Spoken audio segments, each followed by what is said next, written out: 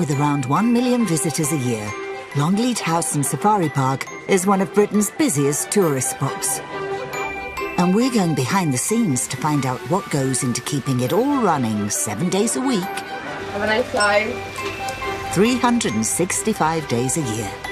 Welcome to your Longleat Safari bus.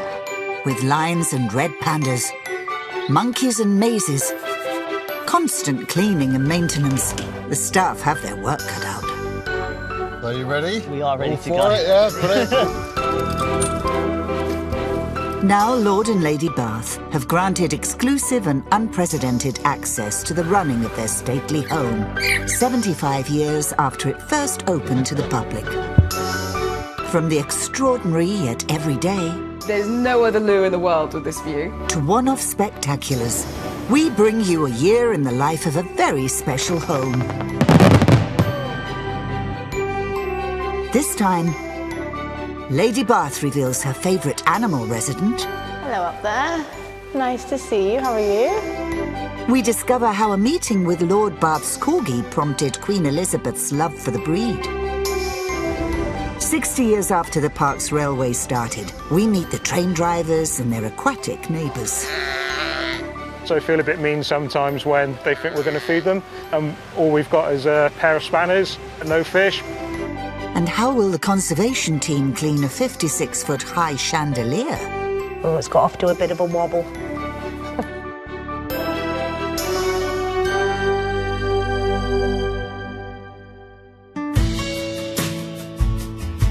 Longleat is much more than just a safari park. It's also involved in protecting endangered species. It's something Lady Bath is passionate about. Hello. Morning. How are you? All right. Nice to see you. Nice to see you again. Yeah, always. Today, Keeper Ian is taking Lady Bath on one of her regular visits to some of the animals she's particularly keen on helping. Lady Bath's first port of call is the Koala Creek. Hello up there. I love how their bodies are shaped. Oh, look at this. One of ours here. You're actually The awake. ones How on are the you? side. Nice to see you. How are you? He's like, how dare you talk to me? Well, that's the other thing The that koalas tend audacity. to do a lot is sleep, isn't it? Exactly, the audacity Two of asleep up talking to there. me because I was awake for a bit. One over there, now being disturbed, you've woke me up. I'm very sorry. In its native Australia, the koala is listed as endangered with less than 60,000 surviving in the wild.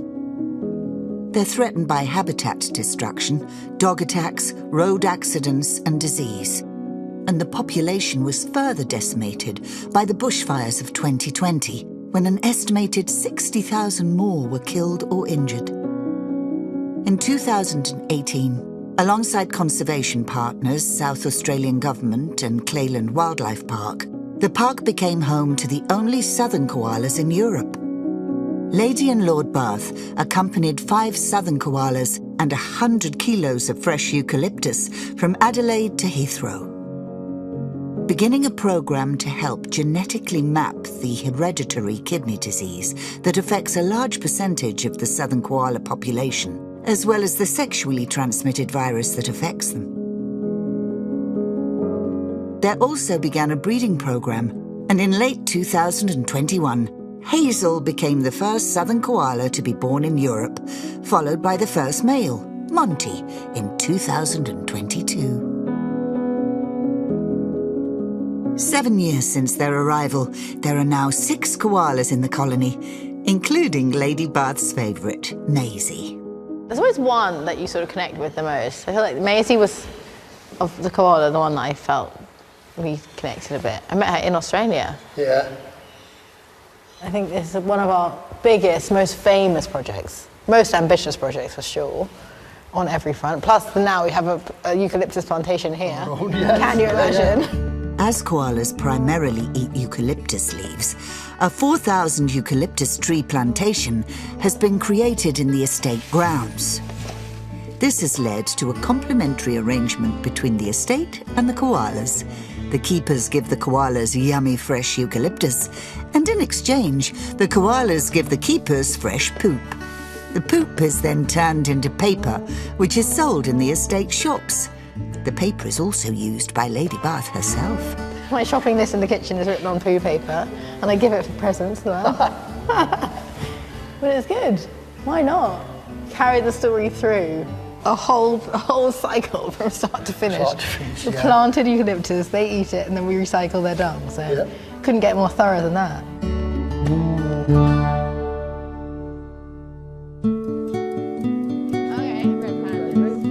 Another big favourite of Lady Bath are the red pandas.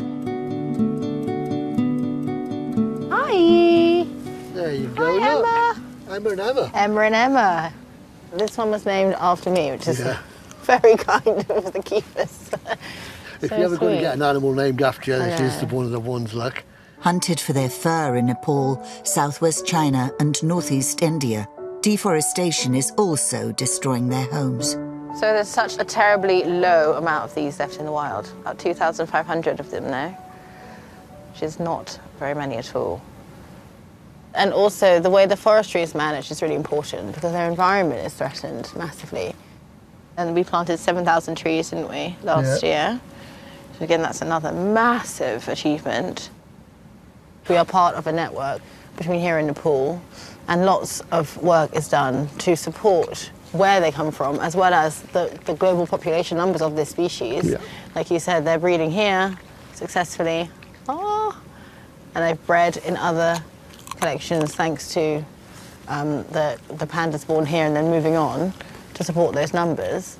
But they're so pretty, and I think it's so inspiring and so exciting. You see them up close, and I think that sparks off the passion to care about them, to care about them and protect them for the future, for future generations. And the more we know about them, the better we can do that. Yeah. So adorable. For the past 3 months, rookie zookeeper Ben has been learning the ropes and getting to grips with the animals on his patch. I'm going to say that is Alfie. Yuba. Is it Yuba? It's Yuba. I had 1 in 4 chance. 12 weeks into the job, he appears to be settling in well. Mango. So this is Mango. Mango's a North American tree porcupine. Hi, handsome boy. Oh, hey. Hi, handsome. Currently, there's a lot on the line for Ben. He's coming to the end of his probation period. Cute, aren't they? There are 17 of them in there. And we'll soon find out whether he'll be made permanent or be out of a job he's dreamt of since he was a little boy. I was 4 years old when my nan and my mum took me to my local bird of prey centre. And when I was there, I got to hold a barn owl. And in my head, I can still see the photograph that we've got of it. And I remember from that day onwards, I was like, I love this. This is what I want to do. Today, Ben's been tasked with helping out on Stars of the Park. So Stars in the Park is set up to introduce members of the public to some of the animals. Maybe animals that they might be frightened of, but getting to overcome that fear and learning how amazing that animal is. Hello. All of a sudden, your big grin has turned into a nervous smile. Right. Feeling brave? Not really. We can do this together, don't worry. So, this is Chili. Oh no. Chili is a Chilean rose tarantula, and the way that we're going to do this is have your hands flat on the desk, and you're going to use both hands because she's got a great big leg span. Okay. So, ready? Cool. Deep breath, because you're about to feel those legs now. Good job. So how does she feel now that she's sat in your hands? She weighs like nothing at all. Yeah? So you feeling good? Yeah. Yeah? So I'm going to take my hand away now. When I take my hand away, she's likely to move a little bit because she needs to reposition, okay? But she's not, crawl up. She's not going to go crawling up you. No. All right? So just stay nice and still. So she's just going to move, like I said. She'll find somewhere nice and comfortable to sit. I'm going to make sure she doesn't fall off the edge of the table. You're doing it all on your own. So when you got up this morning, did you expect to be holding a big spider? No. No. Can you take her off? Absolutely. So all I'm going to do is walk her up onto my hands nice and slowly. And you did it. Good job. How good was that? Yeah? Proud of yourself? Yeah. Good. You should be. That's really good. Well done. Thank you. I think certainly for me, if you can leave someone appreciating particularly an animal that they first really didn't like, and they walk away with a greater appreciation of that animal, then I think you'd say that's a great day. If you can inspire someone young to want to be an ecologist or a conservationist or a zookeeper, that's even better. Ben's already won over the animals and the public, but what about the bosses? We'll find out later in the episode if he's passed the probation and made the grade.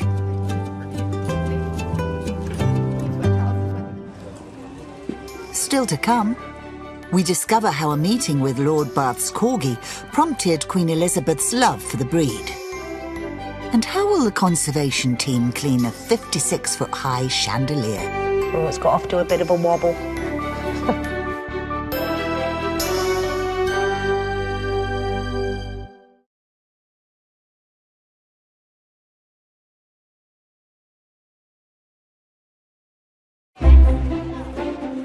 In the house, preparations are underway for a major new exhibition. 450 years ago, Queen Elizabeth I became the first monarch to visit the house. Archivist Emma Challoner is helping put together the exhibition to mark this anniversary. So at the moment I've got out some documents from the archives which are all connected to Queen Elizabeth I's visit to Longleat in 1574. So this letter I'm looking at here is the first intimation, I think, that Sir Jonathan gets that the Queen might be coming to visit, and that was in the May of that year. And it's from a courtier of the Queen called Henry Knowles, and he's saying the Queen, the progress that she's going to make that summer has been drawn up, and Longleat House has come into the reckoning. Queen Elizabeth took a role of progress many of the summers of her reign. She was sort of showing off herself to the public so they could see her, which they didn't often get to do, but she was also staying and being lavishly hosted at many of her subjects' houses, the big mansions, which is obviously a big deal because the progress is not just the Queen and a couple of friends, it's her retinue, the Privy Council, the courtiers, their servants. We'll be talking like 300 plus people coming to visit. The royal progress was a bit like a modern royal tour, where the monarch would travel around the country visiting their subjects. But the Queen inviting herself and her 300-strong retinue to the house was a bit of a moment for owner Sir John Thynne. At the time, he was still building it. But if a mere knight was going to climb the social ladder, he couldn't be seen to snub his Queen. So Sir John threw open his half-built house to entertain her as best he could. The Queen only came to stay for dinner, she didn't stay the night. We do have some idea of some of the foodstuffs that were on the table. The servant of Mr. Bamfield brought 3 dozen larks to the table. We have chickens, capons, all kinds of things, partridges and pheasants being brought. So there's about 100 different birds being brought and added to the feast. With 300-plus mouths to wine and dine, it was racking up to be a pretty costly lunch. But on top of the entertainment, the Queen also expected a gift for gracing the house with her presence. So Sir John gave her a phoenix, a piece of jewellery containing an emerald and 50 diamonds. It cost him the equivalent of £52,000 in today's money. The jewellery has long disappeared, but many original documents and letters from the visit form part of the exhibition.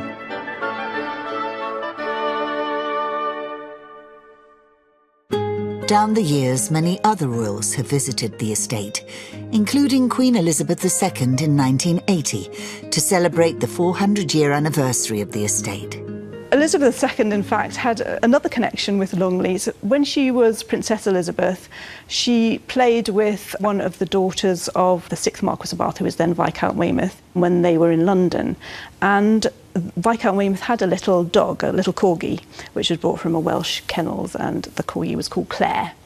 And one day they were playing in the park with the princesses Elizabeth and Margaret. And the story is that Princess Elizabeth was so enamoured by this little corgi and the tricks it was so good at carrying out that she begged her father to get a corgi, and that was where the Queen's love of corgis came from, apparently.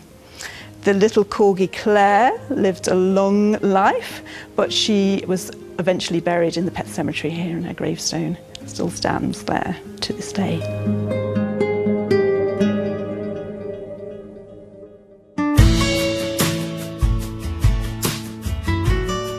safari park, Lady Bath is paying her last visit of the day to a species very close to her heart. How are you? How are you? Hi. This is Iban. This is my sister. Feels like we've been sisters, known her forever. She's so adorable. Along with Rosina and Marashi, Iban is one of 3 female southern white rhino at the park. Together they are crucial in the fight to save their cousin species, the smaller northern white rhino, from becoming extinct. In the 1960s, there were thought to be around 2,000 northern white rhino in the world. Today there are just 2 left. Najeen and her daughter Fatu live under round-the-clock armed guard in Kenya. The last male northern white rhino in existence died in 2018. The male has died. 2 girls are left. There were 10,000 and they're gone. Poaching and, you know, unfortunately, they are no more.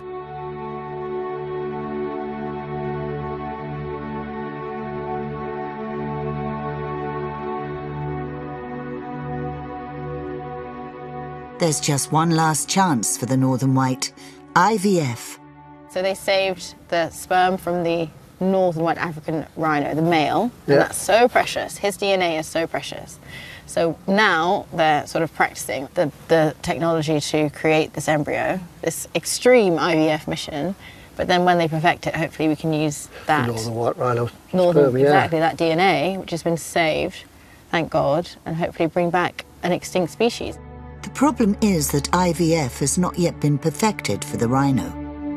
So rather than risk wasting the sperm they have on the 2 remaining female northern white rhinos, scientists are trying to perfect their technique using the park's female southern white rhinos. And in 2021, a team of scientists arrived from Germany to begin the process. I remember the day when I watched rhino IVF in real life. It was kind of surreal. The egg harvest. Yeah. The scientists have been taking eggs from the park's female rhinos and sperm from the park's male rhino to create embryos which are then implanted into southern white rhino in the wild. And once they've perfected that, then they can use the northern white rhino egg and sperm. It's definitely a really incredible scientific mission based on a conservation aspiration to not let a species disappear from our planet, you know?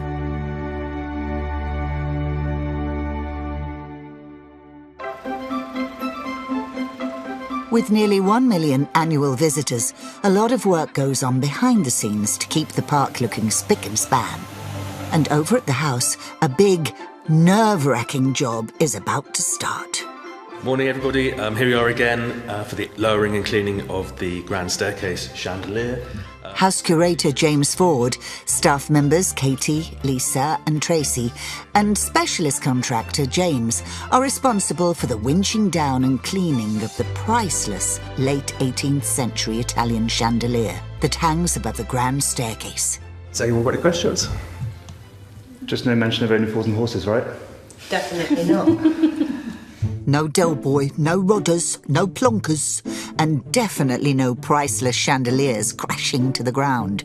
The chandelier is attached to the top of a dome on the roof of the house, and James will crawl into its cramped interior and use the hand winch inside to slowly crank the chandelier down to a height where the house team can clean it.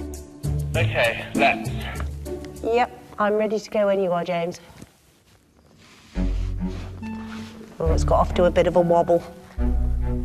It's a delicate, hair-raising process. Might get a bit of a jump off the cable in a minute. OK, I'll let you know if it's too much and we'll just stop for a couple of seconds. It's stabilised now. It was a bit wobbly and a bit swayy, but it will do because the arms are so long they've got a tendency to bounce. About another, I'd say, 4 foot, James. Still going? Yeah, just a tiny bit more. Yep, that will do it. That's perfect, James, thanks. You sure? Yeah, that's perfect. Chandelier safely lowered, Tracy, Katie and Lisa can get on with the real task at hand. Yeah, there's quite a lot of cobwebs. A couple of flies in here. Yeah, I've got some flies. Yeah. Brushing off a heap's worth of cobwebs and dust. But what's the best way to clean a 300-year-old chandelier? 3 vacuum cleaners and 3 sets of brushes. It's quite dusty, isn't it? The chandelier is too old and delicate to have the vacuum directly on it, so the team use brushes to swirl the dust towards the vacuum nozzle. It might be dirty work, but everyone enjoys it. Yeah, it's a nice time of year because once we've packed away all the festivities and we get to do our deep clean, firstly it's satisfying, secondly it's quiet, there's no guests about, and we can really make a difference and get the house back how it should be shown and how it needs to be shown. Once the satisfying deed of dusting is done, it's time to test the lights. OK, Danny, let's switch on. Wow, it's lovely. Yeah. Right, all we need to do now is get it back up. Yep. Hi, James. Ready when you are.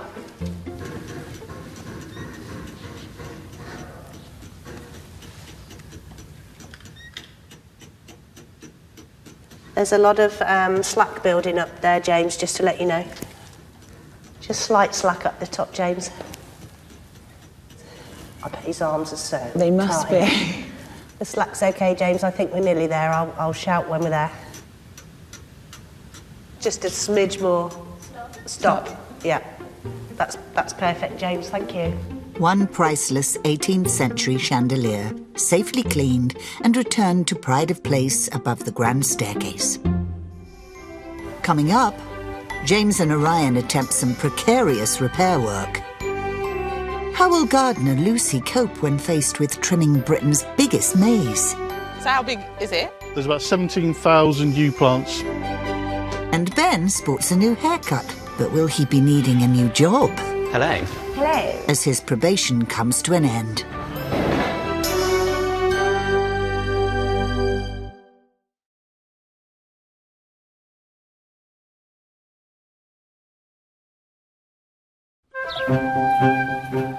Without a doubt, the biggest maintenance job on the whole estate is the year-round upkeep of the gardens. It's a never-ending task, and the person overseeing the team that takes care of every flower, leaf and blade of grass is Head of Facilities, James Dare. From weeding to cutting the grass, to trimming the hedges, to doing seasonal planting, all that takes time, energy and the team to ensure that we can keep it looking fantastic. So just to put it into context, cutting the grass alone every month is about 140 hours, and that's somebody physically on the tractor cutting the grass. We plant up to 10,000 plants, but it's not just once a year because what we have is seasonal planting. So it's not just about what looks good in the summer, it's what looks good in the spring, it's what looks good for the winter. We've also got the rose garden as well, and that can take up to 2,000 roses to make it look at its best. And we try and do it in the morning before the guests arrive. So it's a hive of activity first thing in the morning so that we can make sure by the time our guests arrive and we're ready to open, everything's looking perfect.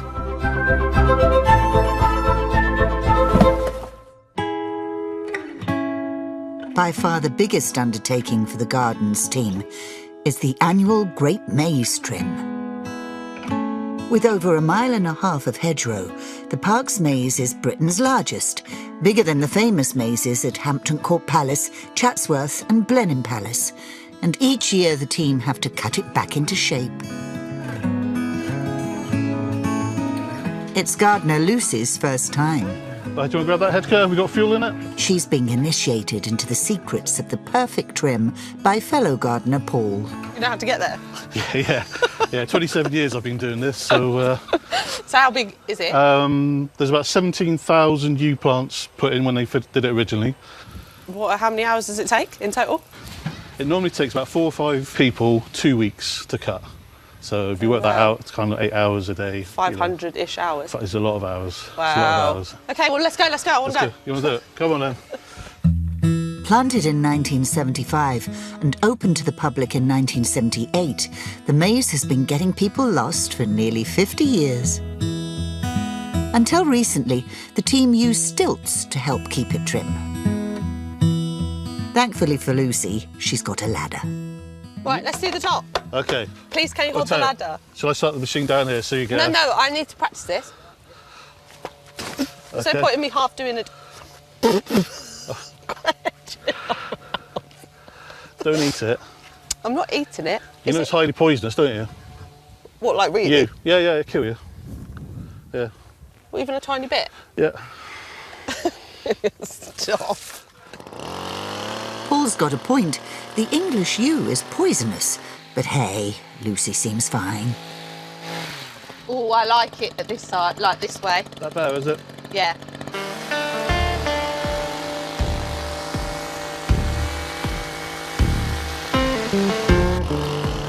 When the guys asked me if I wanted to get on and have a go with the hedge cutting in here, I was so excited because this is such a big part of Longleat. And I feel like if I'm going to be part of the grounds and garden team, of course I want to be doing the hedge maze. To be able to say that I've worked on a hedge that's part of our heritage, that's really cool. I think that's me for the day. Now I just have to find my way out. Paul!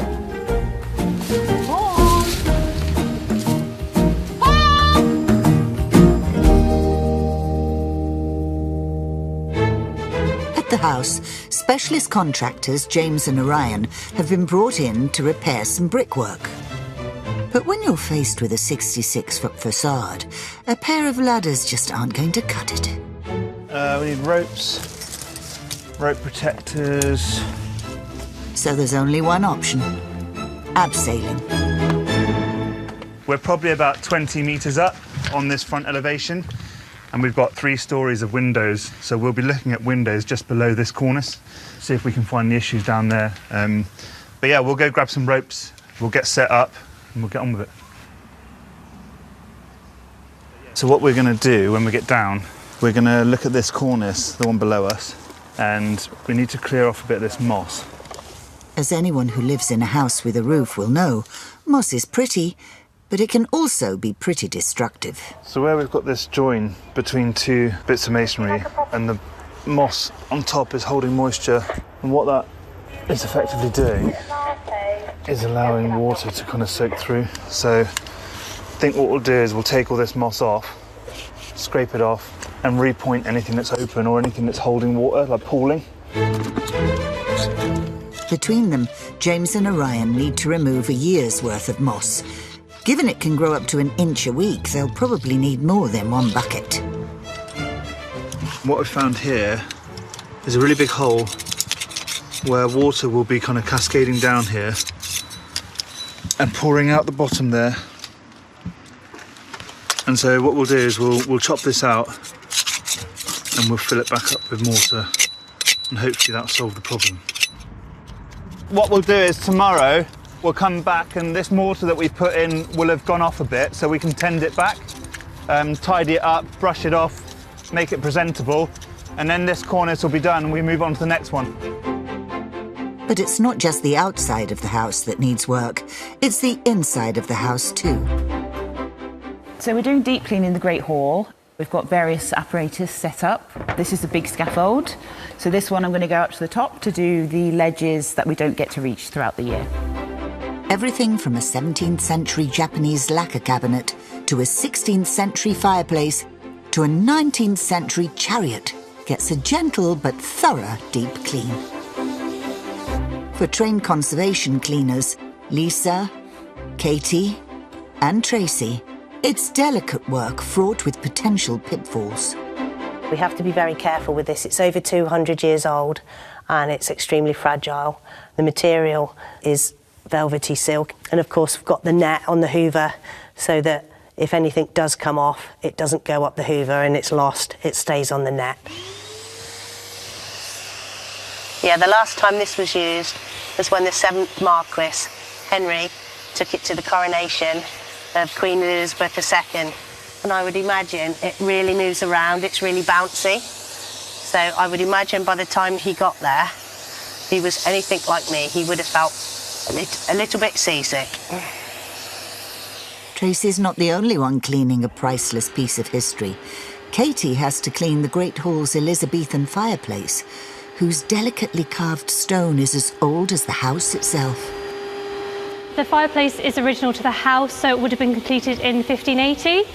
So we're talking nearly 450 years old. We have to treat it very, very carefully. We have special brush heads that we use for our hoovers. And with our backpack hoovers, they have different suction levels, which is really good when we're working with delicate materials. Conservation is a practice that's always in development. And so what would have been done 20 years ago would not have necessarily been what was right. It was just what was thought was right for the time. But it's not just the Great Hall and the chariot that gets the brush off. The whole house needs to be cleaned. 128 rooms in total. At an average of just over 4 rooms a day, it takes them 6 weeks to polish them all off. It's been 3 months since Ben began his journey to become a keeper. In that time, he's learned how to skipper a boat, interact with the public, and even teach a sea lion table manners. Good boy. But now it's crunch time. Full-time jobs are much prized at the park, and he's been called in to see manager Gemma, who will tell him whether he's done enough to stay permanently. Hello. Hi. So, we have come to the end of your training. Yeah. How do you feel? Yeah, it's been great, isn't it? It's been a long journey, but yeah, it's been really good fun. What about any ups? Have you had any, like, proper highs? Stars in the park for me. So, like, meeting lots of people, getting them to meet animals that they were maybe a bit frightened of. That's just great fun. What animal has sort of taken your fancy? What have you mostly enjoyed working with? I've just loved being with the sloths. I've not worked with sloths before. It was all new to me, so learning so much about them has just been like really, really good fun, but also I just think they're adorable. Well, all I can say is, Ben, that you've been an absolute treat, you know, and thank you for joining us. Thank you. And this is it. So this is your sign-off sheet. I'm kind of thinking that Animal Adventure would be your home, but what do you think? I think that sounds great.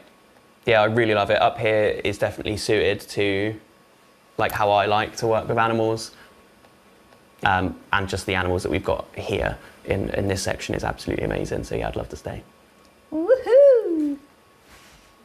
I guess let's make it official. All we need is a signature from you and a signature from me, and you are a fully fledged Longleat keeper. How exciting.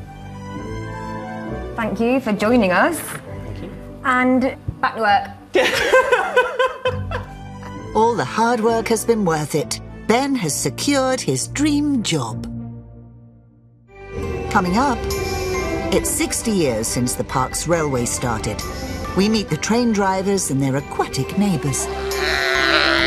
They feel a bit mean sometimes when they think we're going to feed them, and all we've got is a pair of spanners, no fish.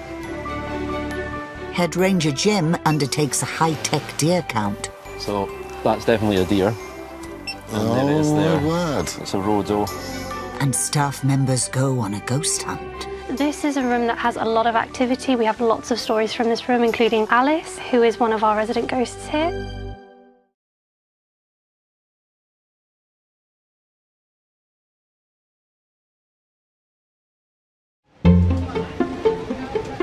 Last year, the park's railway carried over 300,000 passengers along its mile-long stretch. Right, you ready? Yeah.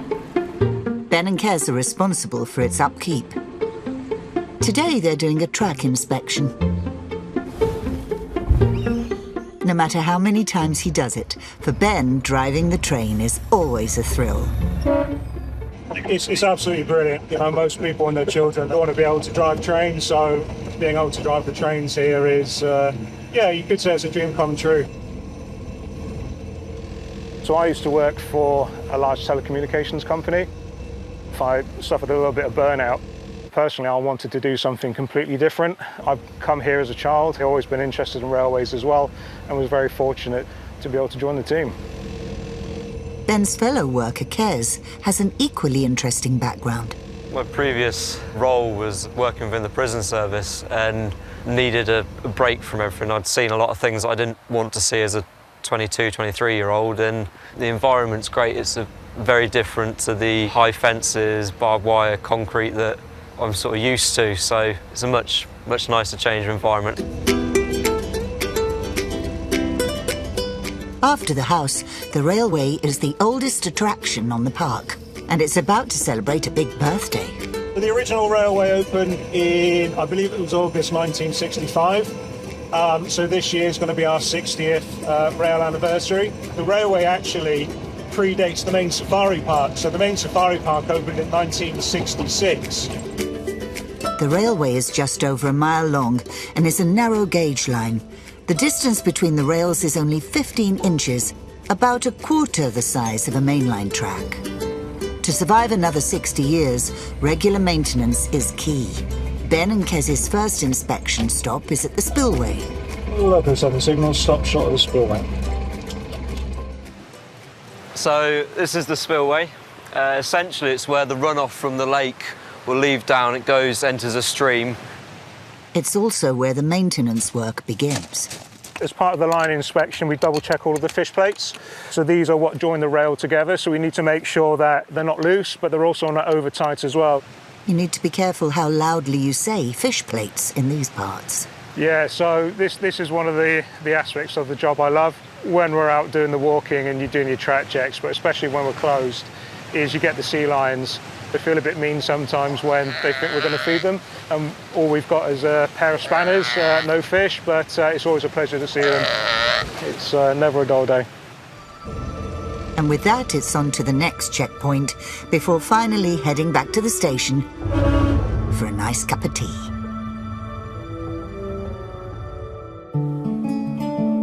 As well as the safari park and the house, the estate has over 4,000 acres of forest containing an estimated 1 million trees. It is home to an abundance of wildlife, everything from dormice to birds of prey, foxes to badgers, to the biggest animals living in the forest, wild deer. For head forester Jim McConkey, the deer are a source of delight but also concern. So to give you an indication of the pressures that deer can put on a woodland, you've got a bit of hazel here that they've been eating. And what we're trying to do is to naturally establish oak trees.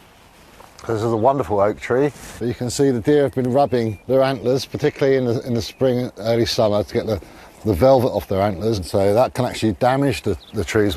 On this case, I think the tree will survive. With the deer, Jim and the forestry team need to strike a delicate balance.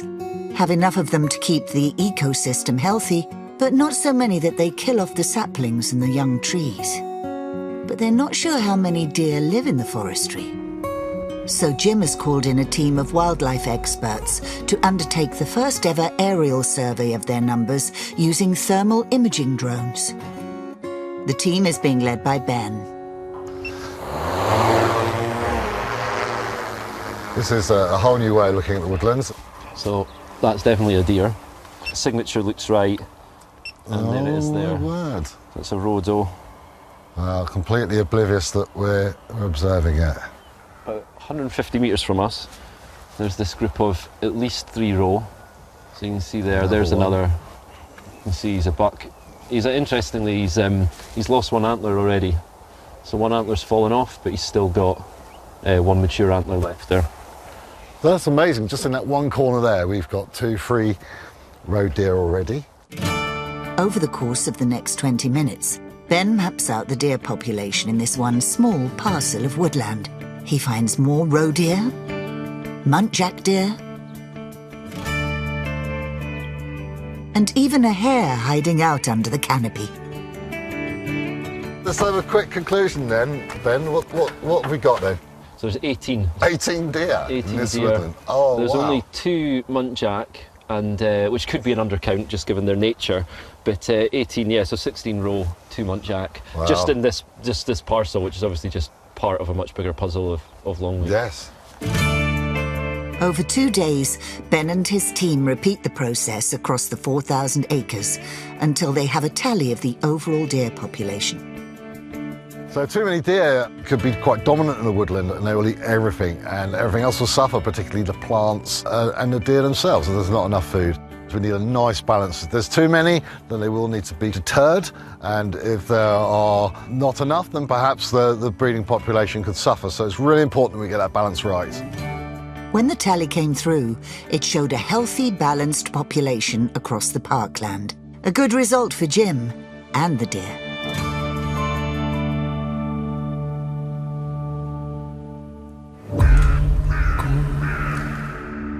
There are three things you might come across in a centuries-old house: drafts, creaks, and some even say ghosts.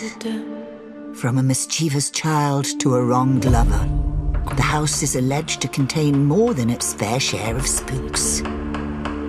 When the working day is over, Lisa and Katie like to relax by going on a ghost hunt. I've always been interested in all things spooky. I've always loved Halloween, always been interested in ghosts. And there's one alleged hotspot that is particularly well known as a spooky location. So we're in the saloon, which is on the first floor of Longleat House. This is a room that has a lot of activity. We have lots of stories from this room, including Alice, who is one of our resident ghosts here. She was the sister of the 4th Marquess. She died, sadly, aged 11 of TB. So Alice has been sighted on tours. We've had some children say that they've spotted her. Myself and Lisa have had footsteps. We've heard voices in here. Lots of energy in the room. And it's not just the staff who have encountered Alice. Lady Bath has too. So when I was a child, I saw Alice in this room. I remember going to a certain point and seeing a little girl running past me, and I just thought that was normal at the time. And literally years later, I honestly, why did I even think about it? This is the weird thing. It came into my head one day and I thought, there can't have been anybody there because the house, it was a private tour, the house is obviously closed and there was no one randomly running about. It wasn't a part of the house where somebody would be. It just wasn't. Why would there be a little girl on her own running around? It just doesn't make sense. The more I think about it, the more I have to question it. And then I heard about Lady Alice. So people say to me, how can I sleep at night thinking it's haunted? I just can't imagine how it wouldn't be haunted. I'm not particularly into ghosts and all of that, but the possibility that there are ghosts roaming around doesn't seem that far-fetched when you look at the place and think about how long it's been here for, think about how many people have been in these rooms and spaces. There are probably a few ghosts.